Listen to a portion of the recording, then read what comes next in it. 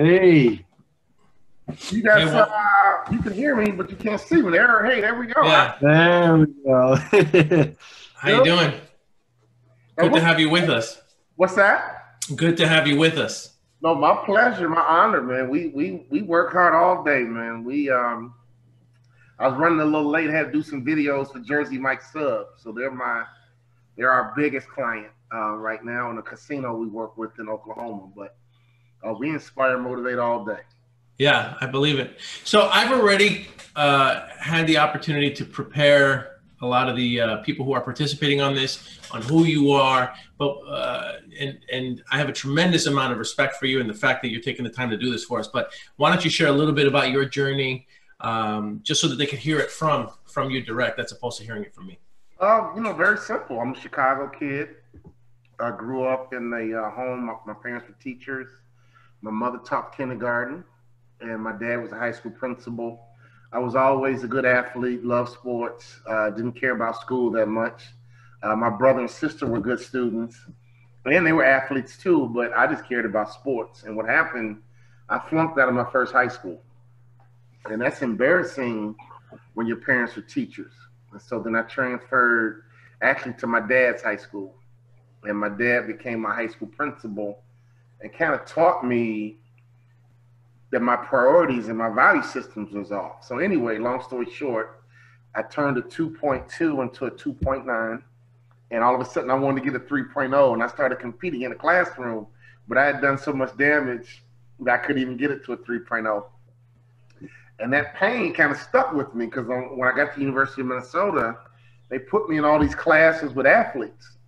And I was like, why am I in these classes? I'm not a dumb jock, And it kind of hurt me a little bit that I got viewed that way. So long story short, I turned my academic career around. But then I didn't start on the college basketball team.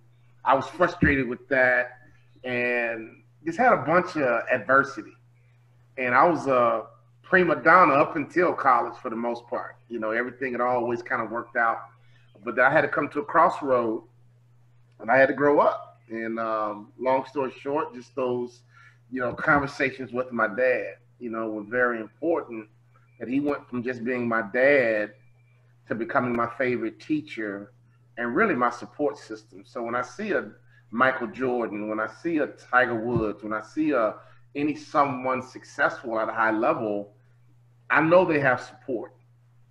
And so after a 8-year professional basketball career, I was a little disappointed with my basketball career, to be perfectly honest. It's one thing to make it to the NBA. My goal was to be an NBA superstar, or at least have a long career.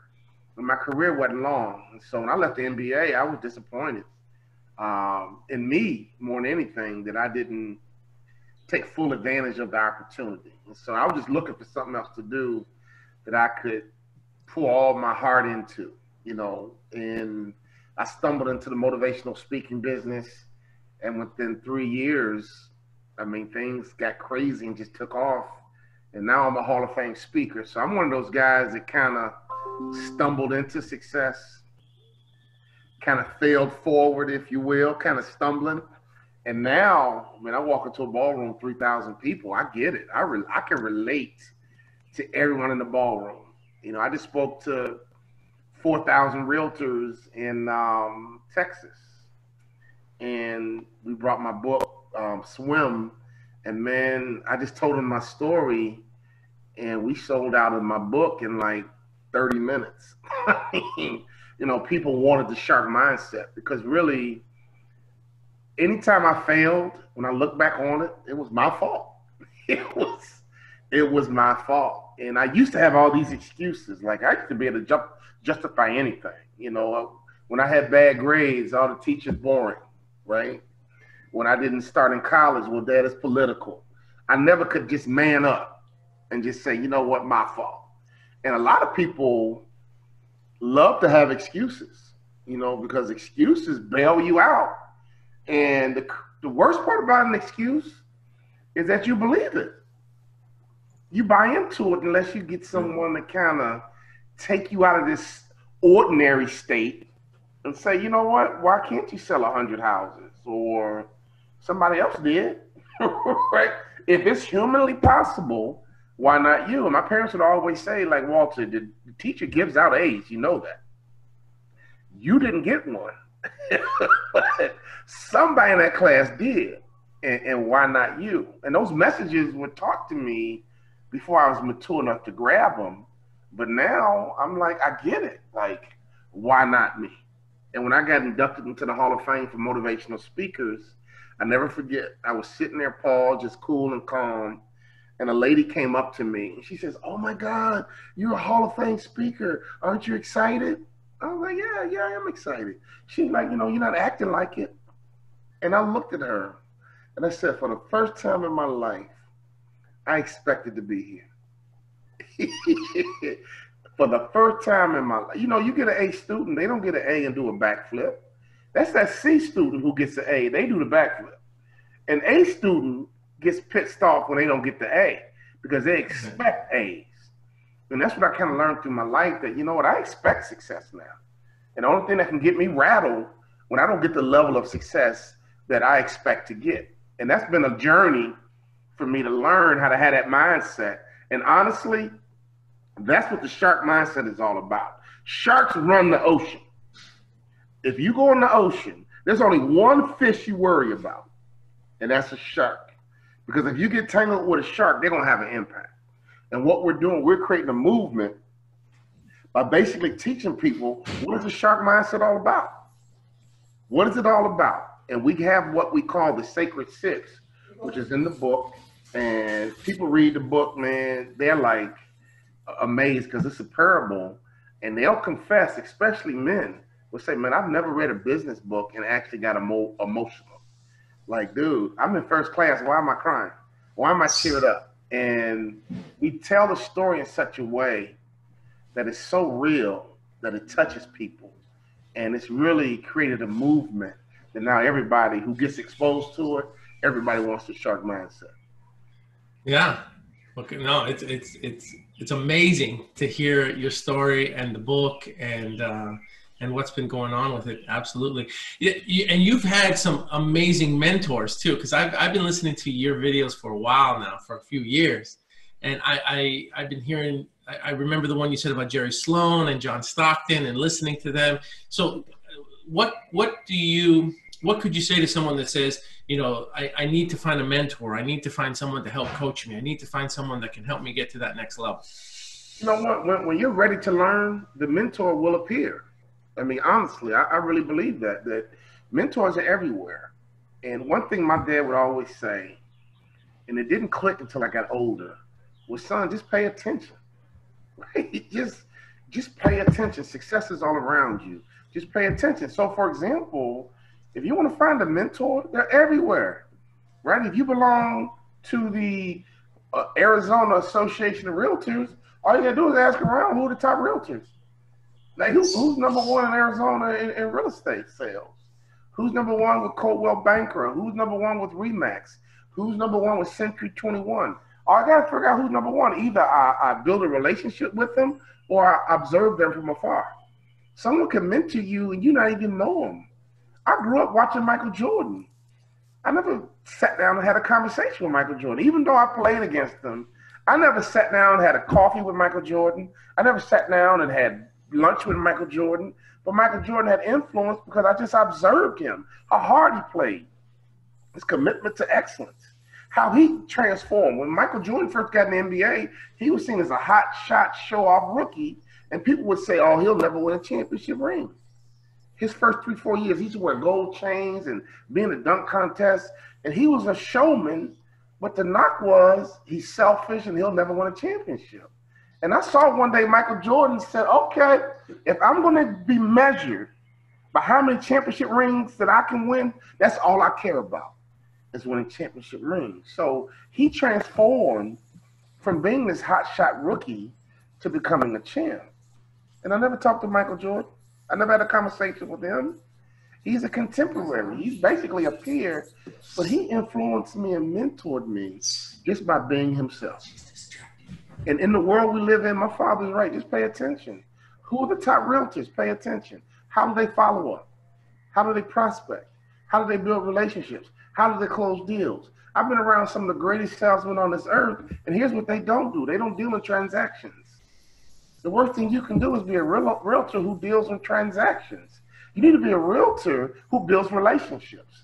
You know, we had a realtor in Minnesota named Jeff Martineau Andrade. And at the time, we had just started our training and development company. And so I was just getting exposed to sales training and top sales. And man, in hindsight, I see why he's the number one sales rep. He came in and he built a relationship with us. And every party we had, every get together we had, after a while, he wasn't my realtor. He became friend. When I looked around, he had sold like 30 houses amongst all my friends. This dude had infiltrated my database of family and friends. Why? He was a cool guy. He was likable. He was just a good dude. Like to this day, he's still like a buddy, right? And so to me, I've learned through the years that you can't be a transactional realtor. If you're a transactional realtor, you're going to work so hard. But if you're a relationship builder, there's nothing wrong with you selling 5 houses to one person. There's nothing wrong with you listing 5 houses on a whole, one person in the family. Then the kids grow up and they get older. We got to think long term. And I do a lot in automotive, right? We work with car dealerships, and car dealers are no different. Do I want to sell one car to this family when the average family has 4 or 5 cars? I don't want to just sell one family. I don't want to just sell one house. I want to sell multiple houses to the same family. If you deal with that mindset, you approach your business totally different. And I see the difference in top sales reps. They are relationship builders, and they don't operate in transactions. That lesson alone is a multi-million-dollar lesson. And I've used that in my business. I'm not a transactional guy. I'm a relationship building sales guy. And I just did 25 events for Jersey Mike Subs. How did I get the business? I took the founder and CEO out to dinner. He had booked me 3 or 4 times. And honestly, I just wanted to take him to dinner and say thank you. I had no intent on asking him for anything. I just wanted to say thanks. Before I knew it, we're sitting there having a glass of wine. He snuck out and paid the bill. And then he came back and said, ooh, I have an idea. You don't mind if we talk business? It's 9 o'clock at night. I had a couple glasses of wine. I was like, sure, I'm feeling good about life right about now. He says, I have an idea. I want to use you to speak at all of our co-ops. Like, what are co-ops? They're points in the country where our franchisees can get there in 2 hours or less. And I'm like, well, how many co-ops do you have? He goes, 15. This innocent dinner saying thank you started at 15, turned into 25 keynotes. And now I sit on Jersey Mike's corporate board. Why? It's relationship building. And so I go around the world motivating, inspiring, but most important, teaching business people how to build a business. A lot of people just want to make money. I want to help you build a business. Building a business is totally different than just making money. And we have a whole litany of fundamentals that we teach people on how to build teams, how to build culture, how to build relationships. And the way I look at it, Paul, as an athlete, I had to master the fundamentals of basketball. I had to master dribbling. I had to master shooting. I had to master rebounding. I had to understand the game of basketball, right? I had to become an expert in basketball. So I looked at business no different. I need to master selling. I need to master marketing. I need to be a master on stage. You know, I do a lot of coaching now. I do a lot of training now, but I had to master being a keynote speaker, which is different than coaching, right? And so I looked at all of this no different than an athlete. How do I master storytelling? How do I master the perfect opening? How do I master the perfect close? How do I grab my audience from the moment I get the microphone? How do I engage somebody on Zoom? So I've still been just like a ball player, but now I'm a corporate athlete mastering the fundamentals of business. And a lot of my clients love the simplicity of what I teach, but simplicity is powerful if you just execute the simple things. We have a mastermind. We have people all over the world come to our business mastermind online. And the conversation is thinking outside the box. And my challenge was, and my challenge is the same thing today, before we think outside the box, have we mastered what's in the box? It's like a basketball player trying to dribble behind their back when they don't know how to dribble in front of their face. It's like trying to dunk the basketball before you even know how to shoot a free throw. We got to start on the basics, and then we're gonna get funky and evolve to the complex. But in many cases, you can do and win big just by keeping it simple. But if you're going to get complex, you got to master simple first, and then graduate to complex. So, that's I talk all day, I motivate all day, I inspire all day, and the things that I teach people are simple and typically can get them results right away. So during one of your keynotes, and I'm not sure when you gave it, but you were talking about speaking to the financial sector, right? And this must have been during the first down market that we had in the mid 2000s, right? Right. That was the crash then.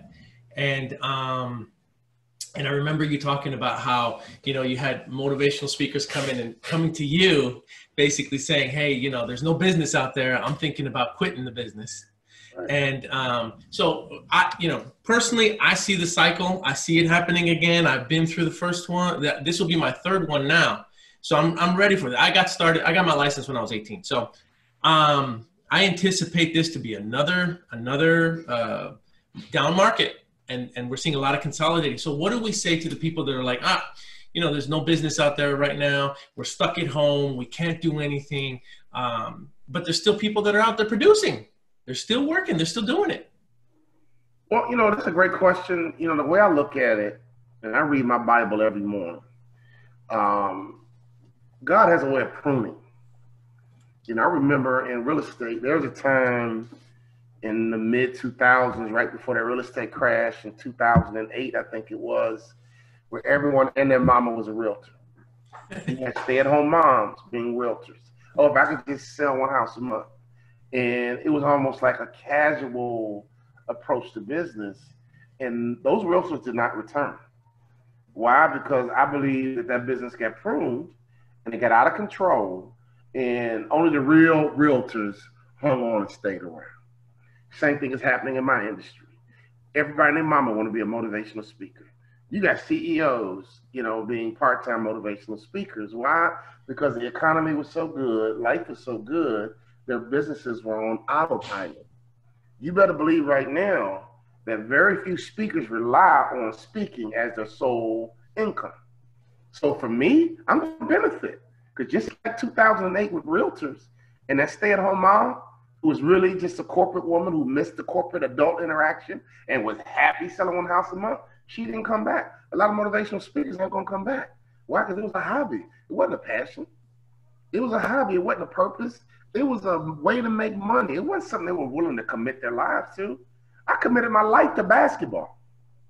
I played every day for 15 years before I got a chance to be called a pro. Think about it. From 8 years old to 23, I played basketball year-round every day for free. Every day. Got my teeth knocked out, had knee surgeries, broke my foot. I did all of that for free. Why? Because basketball was my passion. Right? That's what I'm talking about. There's a lot of realtors where that's your passion. You love open houses. You love listings. You love negotiating and selling. It is who you are. And a lot of people want to have a hobby as a realtor. You know what? They're going to get pruned right now. And only the real realtors are going to survive this season. Only the real motivational speakers are going to survive this season. I'm working as hard as I've ever worked. Why? Because this is when people need motivation. You don't need motivation when the economy's rolling. You don't need motivation when the going is good. You need motivation right now when you feel like quitting. You need motivation right now when you're confused and lost and don't know what to do with your company. My clients right now, I'm on the phone with Miracle Ear. I'm on the phone with Sprint and T-Mobile. I'm on the phone with Jersey Mike Subs. And they're all trying to figure this thing out. Car dealerships and banks. They're like, Walter, what's going on, man? What do you think? What should we do? My clients need me now more than ever. And so you got motivational speakers thinking about quitting. Quit, dude. Now, okay, but see, when Walter Bond calls now, there's a greater chance of them picking up. When Walter Bond was just getting off the ground, what was that like? Paul, here's the best part. Now, they call me. That's the best part. And you're right. That's the evolution of business. Like, there was a time where I had to get on the phone and make sales calls. And once we build the brand, once we have impact, once people know the message, now I got people reaching out to me all over the world. Like, wow, this is crazy. We started right in Minneapolis, St. Paul, going to high schools and middle schools. I was afraid to speak to adults because I was an athlete, and I was like, what am I going to say to a corporate person? I never had a real job. And parents would be at these youth events, and parents would say, man, that was amazing. Like, my company needs to hear this message. Man, my association needs to hear this message. I was like, are you serious? Like, adults, grown people would like this? Because I still, you know, when you play pro sports, sometimes you don't, corporate America was so big to me. I was like, man, you guys wear suits every day and carry briefcases and talk proper and have all this etiquette. I wore sweats every day, all day. I played ball every day, all day. Busted lips. And when I got a chance to speak to adults, I was a little apprehensive, and they start eating it up. And I was like, oh. And my parents were teachers, as I said earlier. And remember, my father said, pay attention, son. And the beauty of my industry now, I sit down with CEOs, and they kind of share with me their challenges. So I began to see these consistent themes: culture, morale, low sales, poor teamwork. And I began to realize, like, okay, well, this is how you fix teamwork. Okay, this is how you fix culture. Okay, this is how we fix sales, right? This is how we build camaraderie and chemistry, and this is how you build trust. And before you know it, they're like, wow, this is good. Like, wow. So I almost combined my parents' teaching ability with my own personal experiences. And here's the crazy thing. I would go into all these corporate events. And initially, I was very humble. I was like, look, I know sports. I know basketball. I don't know anything about corporate America, so let me just learn. And everyone would talk about leadership, leadership, leadership. And I was like, it's weird. Like, I played in the NBA, and we rarely talked about leadership. We always talked about teamwork. And these leaders would just talk about leadership, leadership, leadership. And after a while, I was like, your job is to build a team, dude. And you're only talking about leadership. That's you. Teamwork is us. And I realized, like, they don't know how to build a team. They only talk about leadership because they have no framework, they have no blueprint on how to build a high-performing team. So we created methodologies, we created frameworks where we're equipping business leaders on how to build high-performing teams. And the funny thing, the moment I teach them how to build a team, they don't talk about leadership anymore. All they talk about is teamwork, teamwork, teamwork, because that's the leader's job, to build a high-performing team. Yeah, and the same thing applies to us. I think when we get in our profession, we think initially our job is to just sell the houses, and the more successful they get, the more they realize that they're going to have to build a team because they can't do everything on their own. And then the elite performers in our profession, they've mastered building a huge team that keeps the sales funnel going. And so, yeah, I couldn't agree with you more in terms of like the team. Leadership is me, team is we. Exactly. Yeah? And picking the right teammate. You know, my wife is my business partner, and I speak to the NBA rookies almost every year.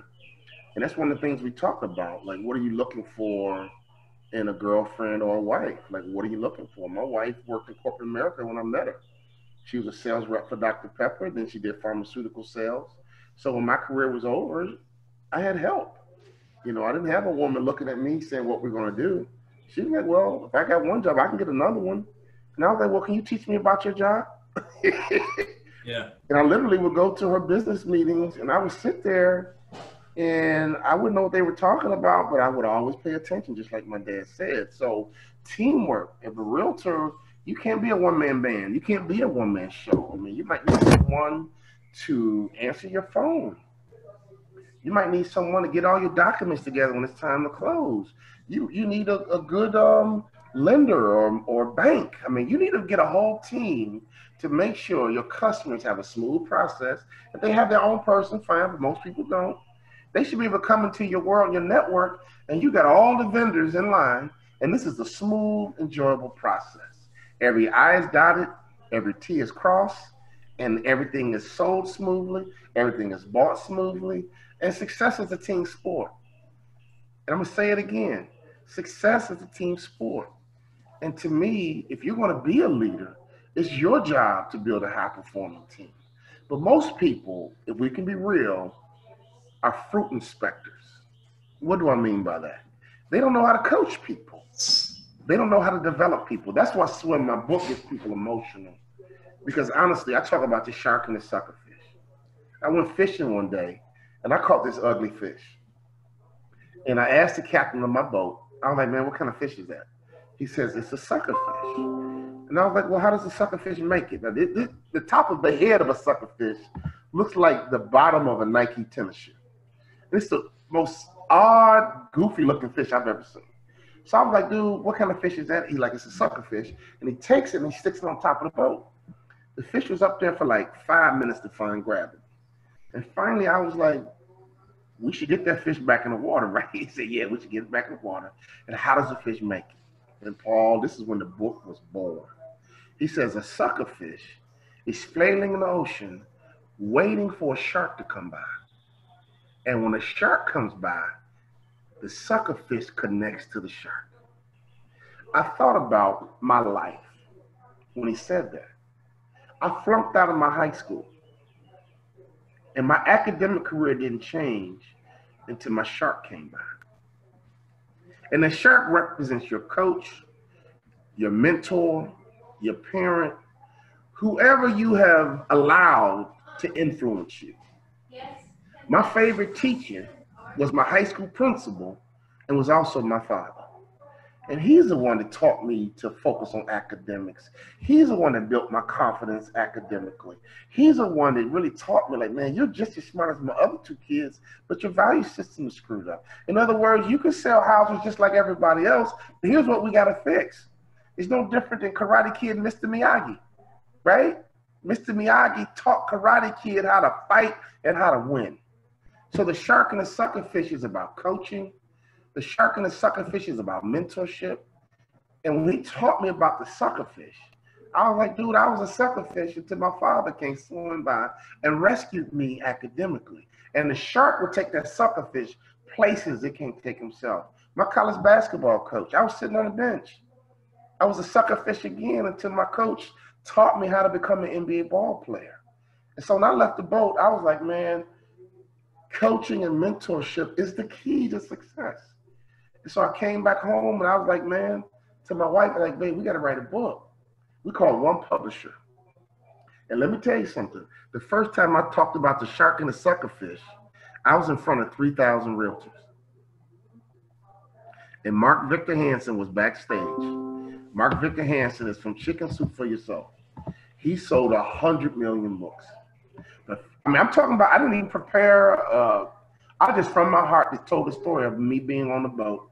When I came backstage, I was at one of Brian Buffini's events. And Mark Victor Hansen, him and his wife hugged me.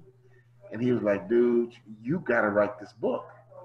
You got to write a book about the shark, the suckerfish, and the parasite. And I was like, well, Mark Victor Hansen, you are the man as an author.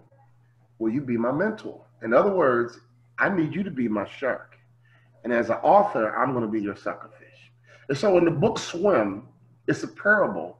And we tell a story about this young man who had a tough upbringing. And his life turned out great once he got connected to the right coach, the right mentor. One of his friends who came from this great family never got a coach, never got a mentor, kind of cocky, kind of frat boy. They meet up 30 years later, and the cocky frat boy is assuming his life turned out better than his friend who came from this rough background.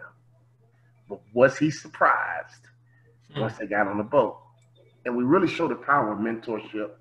And the biggest lesson and why people get emotional is because I don't think you're successful until you take somebody with you. And that's what the shark does. He takes people with him. So if I'm a realtor, it's one thing for me to make my millions. But what other realtors have I mentored?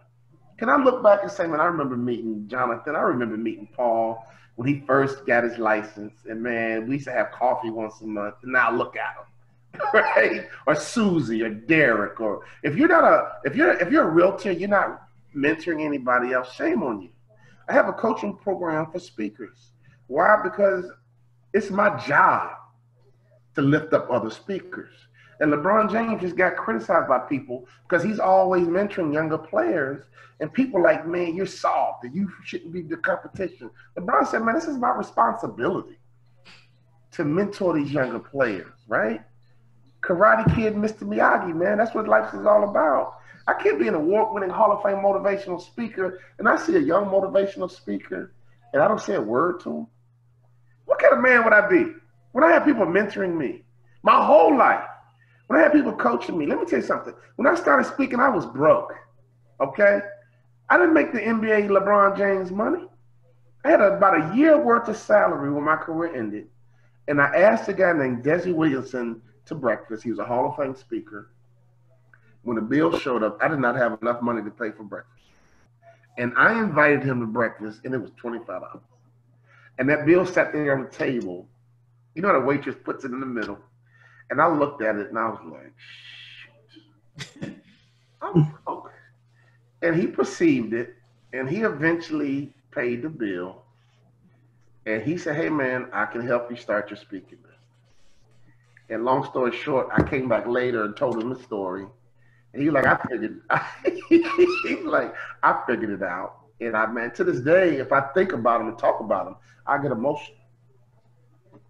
I've been a sucker fish my whole life. Academically, as a basketball player, as a motivational speaker, I've been that sucker fish. I'm the youngest in my family. It's easy for me to play the little brother role. But a couple years ago, man, I made a decision to say, you know what? I'm done being a sucker fish. It's time for me to be the shark. It's time for me to be the coach. It's time for me to be the mentor. So in the book, we tell a beautiful story and people get emotional because it's an amazing story and it touches your heart. And it's great to be a shark. It's fantastic to be a sucker fish. We talk about the parasite in the book. And I hate to say this, but we got a lot of parasites in this world. And some of them are realtors. And all a parasite is a person who constantly takes and never gives. And so when people read the book, they get emotional because you're going to identify with one of these characters. And throughout the day, we vacillate between all three. Sometimes throughout the day, you should be a shark. Sometimes throughout the day, you should be a sucker fish, but you should never be a parasite. And this cocky fat boy, by the end of the book, you got to know how this story ends. And I've had people say, man, this needs to be a TV show. It needs to be a movie. But you know what? Right now, it's a best-selling book. We've sold 10,000 copies in 9 months. And the publisher has already called me and said, dude, it took Who Moved My Cheese 5 years to get going. And it's only taken your book 1 year to get going. And Mark Victor Hansen, when he heard me talk about it, he was like, dude, this is like Who Moved My Cheese good. You got to write the book, and it's got to be a parable.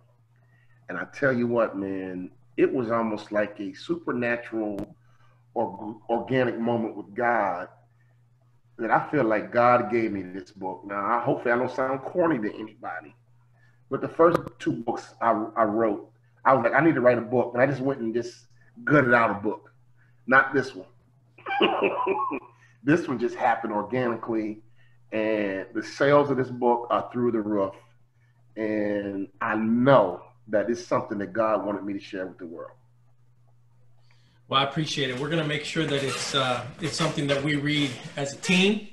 and then I'm going to get people to make some reports and some notes on it, and then I'm going to report them back to you, man. We'll get them back to you. That's right. Well, I just did a book club for 400 realtors. This young lady heard me speak, and she bought Swim, and she belonged to a book club, and she referred the book, and the book club agreed to give Swim. I go through one book a month, and they enjoyed the book so much. She was like, you know what? I know the author, and they had never had an author come on a Zoom with them to talk about the book, and I blessed her. Really sweet lady named Sally Masters, a realtor out of Naples, and I did a book club with 400 realtors about Swim. And here the number one in the book, we talk about the Sacred Six. And the reason why people think the book is so spectacular because Stephen Covey had the 7 Habits. 7 Habits, yeah. And that was a hot book. Well, in our book, we have what we call the Sacred Six. I'm not going to give you all 6, but the one Sacred Six I'm going to give you is that sharks never stop moving or they die. The way a shark breathes is by swimming. In other words, sharks simply outwork other fish. When I think about Michael Jordan, he outworked everybody. When I think about Kobe, he outworked everybody. When I think about Jay-Z and Beyonce, they just outwork everybody. James Brown said, I'm the hardest working man in show business. You can't be a top realtor if you're going to let other people outwork you. I can't be a top motivational speaker if I let people outwork me. I was at my computer at 5 a.m. It's 1:30, and I feel like I worked a full day already, but I ain't done. I'm not done. Why? Because you know what? Sharks never stop moving or they die. And so I coach former athletes, and I teach them, like, look, the only reason you struggle when your career ended is because you stopped moving. As soon as basketball was over, I kept it moving. I kept it moving, never stopped. Like, what's next? What's next? What's next? And now I'm more successful now financially than I was as an NBA ball player. Why? Because I'm a shark. And sharks never stop moving or they die. So I don't care if we're dealing with quarantine. I don't care if we're dealing with the coronavirus. If you are a realtor, you better commit to being a shark and you better not stop moving. I went and looked at a property yesterday. What? I did. My wife and I looked at a rental property yesterday. It was a fixer-up. It was a rehab. And I told the realtor, I was like, dude, he was cool. And it was listed on Zillow or Zillow, whatever you call it. And he was a cool guy. And I told him, hey, look for some more properties. He was like, something like this? I was like, yeah, something like that. We're looking to, invest right now because this is a great time to buy some real estate. Why? Because people are jammed up financially. This is a great time to buy. So I don't care what industry you're in. There's either time to buy or time to sell. There's never a bad time. All right, well, I got you in LA. I got you in LA. LA, let's go. I got family out there, man. My brother's out there, absolutely. But think about the stock market. I got my neighborhood has 9 billionaires. Bernie Marcus is one of my neighbors. He's the founder of Home Depot. And I'm around these wealthy people all the time. And as my dad says, I just pay attention. And the reason why I bought this neighborhood is because I needed to have access to very successful people because I just want to hear you talk and I need to know how you think because I'm going to pay attention. And Bernie Marcus did an event here and all he talked about was the millionaires he made through Home Depot. He's a shark. All he talked about was his sucker fish. Powerful. I met another billionaire. He says, Walter, man, I make money when the stock market's up. I make money when the market's down. Doesn't matter to me. I make money off the market. And I was like, wow. Powerful. So to me, real estate's no different. You either make money when the market's up, you should be making money when the market's down. If you're going to be a realtor, you got to learn how to deal in all seasons. I lived in Minnesota, okay? You got to learn how to handle the winter. You got to learn how to handle the spring. And summer and falls are gorgeous. I lived there 20 years, and I was ready for every season in Minnesota. So if you're going to be a realtor, you got to learn how to thrive and function when the going's good. You got to learn how to thrive and function when the market is down. If you're going to be a realtor, because as you said, there's going to be a cycle. You're going to have winter. You're going to have summer. You're going to have spring. You can't become a realtor and naively believe it's going to be summer all the time. Right. That's not realistic. Like you said, how many cycles have you seen, Paul? Three. I remember the late 90s. I remember the mid 2000s. And, well, no, two. This will be the third. This is going to be the third. And it's going to be another one. It's Yeah. 2020. It's going to be another one in 2027, 2028. It's life. Right. So if you're going to be a pro, you got to learn how to play ball when your shot's off. You got to learn how to bounce back when you lost 2 in a row. Because it's going to happen. How do you respond when you shoot an air ball?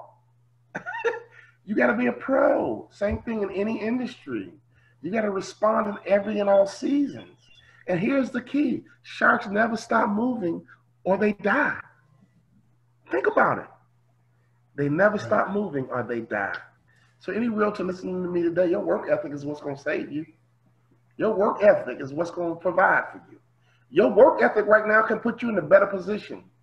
I started my business in October 2001. You remember what happened September 2001? September 11th. Yeah. It was the best time to start a business, and here's why. Everybody else was waiting around. Wow, we got bombed. They knocked down the 2 big buildings in New York City. Man, Al-Qaeda, terrorism, can't fly. What are we going to do? Everybody sat around paralyzed with fear like a deer in the headlights. I know what I'm going to do. I'm a shark. My wife and I started marketing and building our business. And by the time everything got back to normal, we were like, ting, we've been there the whole time. Where you been? I'm doing it right now. We're hitting social media hard. We're building trainings hard. We're doing all the things we can do online. So when we get back outside to play, I'm going to be a Hall of Fame keynote speaker, and we're going to build a training and development company where we're doing training and development online. And so as far as I'm concerned, this season is a blessing. This gives me a chance to really improve my business no different than an athlete. In sports, you had an off season. And that's where you get bigger. That's where you get stronger. That's where you get faster. Right now, realtors, this is your off season. Can you upgrade your technology? Can you improve your systems, your process, your marketing, your website? The worst thing you can do right now is nothing. I'm going to say it one more time. If you're a realtor, the worst thing you can do right now is nothing. And I predict that 90% of realtors are sitting around like this. They got a vaccine yet? What did Fauci say? When are we going to open back up? I can't wait for things to get back to normal. 90%. 10%? Sharks? Got to pivot. Got to change. I got to shift. I'll give you one more sacred 6. Sharks are made of cartilage, which means they're flexible. They know when to change. They know when to pivot. They know when to shift. We just did an interview in our mastermind. We do a mastermind. And we did an interview, and we're going to have a discovery call Friday, actually. Great idea to get support and coaching through our mastermind. We have realtors in there. But Jerry Stackhouse, just to give you an example, played 18 years in the NBA. He didn't know anything about the shark mindset, but everybody in our mastermind does. You guys know that every key that he shared with us was one of the sacred 6 of how he had an 18-year career. So people in our mastermind was like, this dude is a shark. He don't even know it. It's just who he is.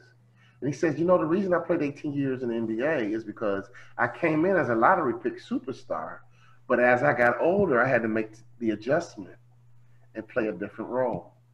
Some NBA ball players couldn't make the adjustment and play a different role, and that's why they couldn't play 18 years. Sharks are made of cartilage. They know when to pivot. They know when to change. They know when to shift. Everyone we've studied that are wildly successful execute the sacred 6. And that's why Swim is a bestseller. And that's why people read it, and it's like, dude, you nailed it. Think about it, Paul. We are here to help people get out of this ordinary place we call average and get into this adventurous, it's like swimming in the pool to get in the ocean, right? Most people stay in the pool and they stay in the shallow end. What we're doing with swim is say, look, in our coaching program, we're going to call you to the deep, not into the pool. We're going to teach you how to swim in this ocean. And by teaching you how to swim in this ocean, you're going to survive and thrive in the ocean. And the sacred six are the characteristics of a shark. I became an NBA ball player. I'm a Hall of Fame speaker after failing. And the only thing that saved me was coaching and mentorship. And I got rescued from being ordinary and being able to become almost a superhero, if you will, playing in this whole new level through coaching and mentorship and through mastery of the sacred six. And that's really the key. And I think it's available to anybody who's ready to get out the shallow end of the pool and come on, play in the deep.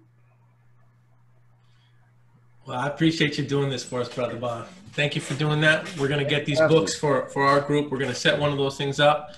With your permission, I'm going to report back to you and have further conversations. Johnny did have, Jonathan had a few questions. Was there anything, Jonathan, that you wanted to ask him before I let him go?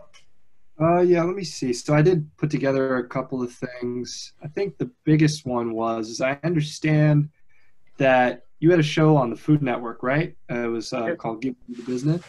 What was, so my question is, and you played in the NBA. So how did playing in the NBA translate to business, entrepreneurship, and what were some of the things that what were some of the skills, the work ethic that you took there and translated into, your show and really your speaking as well? And I know you went over it a little bit, but I'd love to hear a little bit more about it. Yeah, great question. And I got recruited by Arizona State, by the way.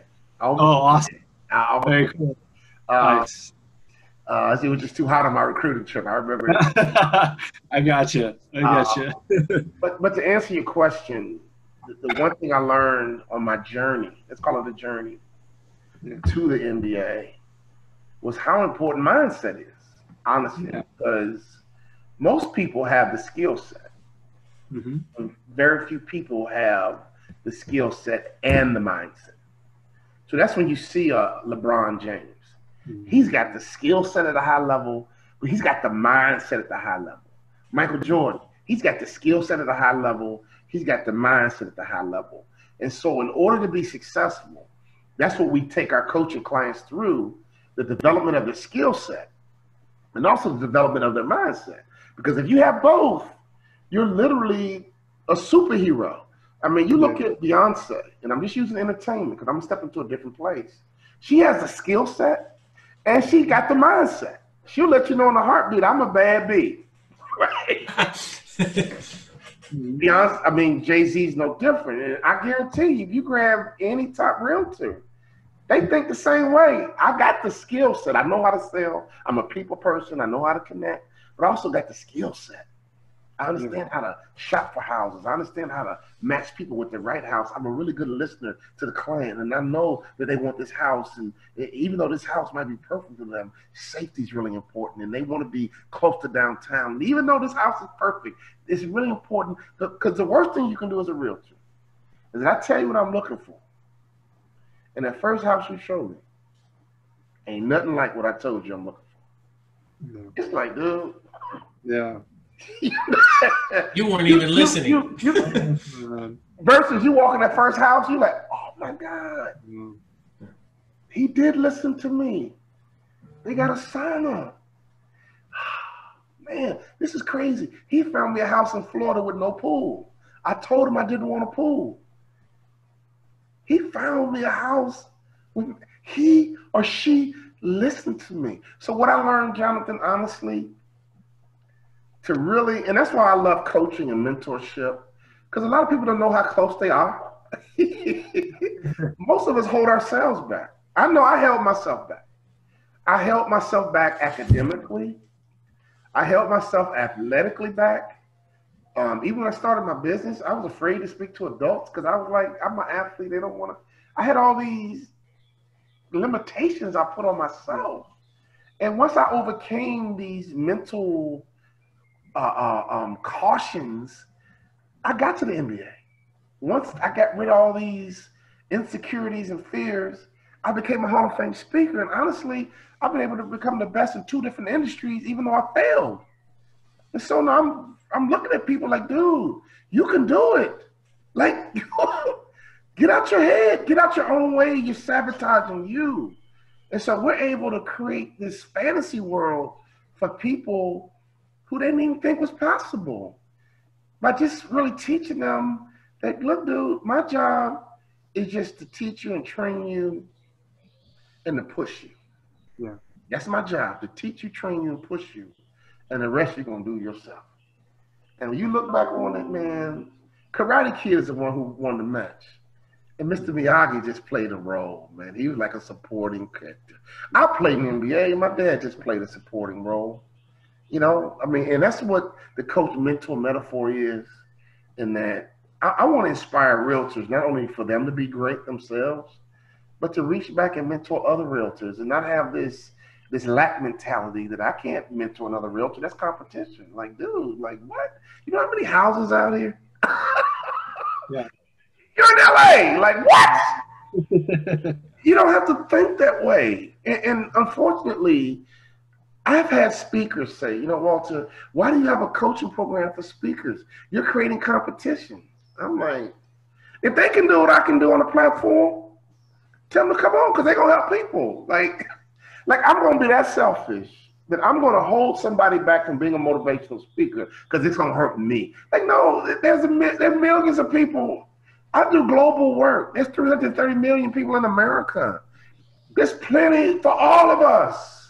Yeah. And I believe the biggest reason why people are blessed is because they understand money is a currency that is meant to flow. Money is a currency that's meant to flow. And the people who read swim, the reason why they get convicted, honestly, is because they think that they've been doing it the right way. And all of a sudden, this book convicts them and say, you know what? Here I am, 60 years old. I done made a boatload of money, but I missed it. My greatest joy, I had a buddy of mine I grew up with, joined our coaching program. He was like, Walter, can I be a motivational speaker? I didn't play in the NBA. I didn't do the military. I didn't break my leg. I don't have no birth defect. I'm not missing a leg. And he was like, can I be a motivational speaker? I said, yes, you can. He booked his first gig. And he called me in tears like, dude, this is real, man. Like, I was nobody. I was nobody. This client just paid me thousands of dollars. And you taught me how to do it, dude. Like, this is real. Like, he put on his cape. I'm like, dude, you got a story to tell. And you, just because you didn't play in the NBA, don't mean your story is any less powerful than mine. Because more people can relate to you than me. So right. You have a better opportunity to connect with people than me. Everybody's not 6'5". Everybody don't have a 30-inch vertical. Everybody don't have long arms and athletic ability. I'm a world-class athlete. Everybody don't have that. Dude, you're chubby and slow and unattractive. Why are you picking on me, Walter? Why are you picking on me? I know you're not talking about me, right? I'm just kidding. let me make this point, and then we can shut it down. Do you remember when the New England Patriots, and this brought tears to my eyes, whenever they won the Super Bowl, Tom Brady and Bill Belichick embrace. Tom Brady and the owner embrace. And here's why they embrace. Tom Brady was a 6th-round pick. Mm-hmm. Tom Brady never even cracked the starting lineup in college. So he's looking at these two men like, thank you. Like, I'm living a dream, and people consider me the greatest quarterback of all time. And all I needed was you to believe in me. All I needed was some support. All I needed was some coaching. When I went fishing and caught that sucker fish, and the captain was like, man, the sucker fish flails in the ocean waiting for a shark to come back. That's me. All I needed was some coaching. All I needed was some support. All I needed was somebody to believe in me before I believed in myself. And that's what great mentors do. That's what great coaches do. And so as we coach and mentor people and they go off and do great things, they just say thank you. And like, look, man, just go and be a shark for somebody else. That's my payment. Right. That's my reward. Like, look, man, go and inspire who you're called to go and inspire. Right? Go and mentor your realtors. Right? Go be a shark for somebody else. Because I've been a sucker fish for so long that I'm finally enjoying being a shark. And that's what swim is all about. And this is what life is all about. I'm a Christian, right? So Jesus is the shark. I'm a sucker fish. And Jesus is taking me places I couldn't take myself. And I'm telling you, man, that is the metaphor of life. And there's always an adversary. You're always going to have an enemy. In the church, we call it the devil. In swim, we call it a parasite. But there's always going to be someone that the Karate Kid got to knock out. Right? And so if it's fear you got to knock out, we can help you. Is it being lackadaisical, lack of confidence? That's what we do as coaches. We help you. And we coach people all over the world to develop the shark mindset. Because if you go in that ocean, there's only one fish you worry about, and that's a shark. Because when you get tangled up with a shark, they're going to leave a mark. I got put out the NBA because I didn't have impact. I didn't leave a mark. And when I left the NBA, I grieved. I'm like, man, I was so happy to be there. I forgot to leave a mark. When I got a chance to become a motivational speaker, honestly, when this is all said and done, all I want to do is leave a mark. That's all I want to do is leave a mark in people's lives. You didn't get a chance. You carved out your chance. Is what you be the judge of that. you measure that. But I'm just trying to be a shark, live my sacred six. And I know that as I grow, my business will grow. And my business will always be a reflection of me. And that's why I woke up at 5 a.m. And I got in front of my computer because sharks outwork everybody else. Mm-hmm. Sharks never stop moving or they die. When someone gets these sacred six and get them in their heart, it took me a while. Game over. Well, thank you for doing this for us. I know you're a busy man, and for you to take the time out to spend, an hour with us says a lot about you, Brother Bounce. So thank you for doing it. Thank you for the inspiration. What I do. Awesome. Thank you, guys. I'll be reporting back to you shortly. Okay, swim. All right. Okay. That's it. Okay. Thank you.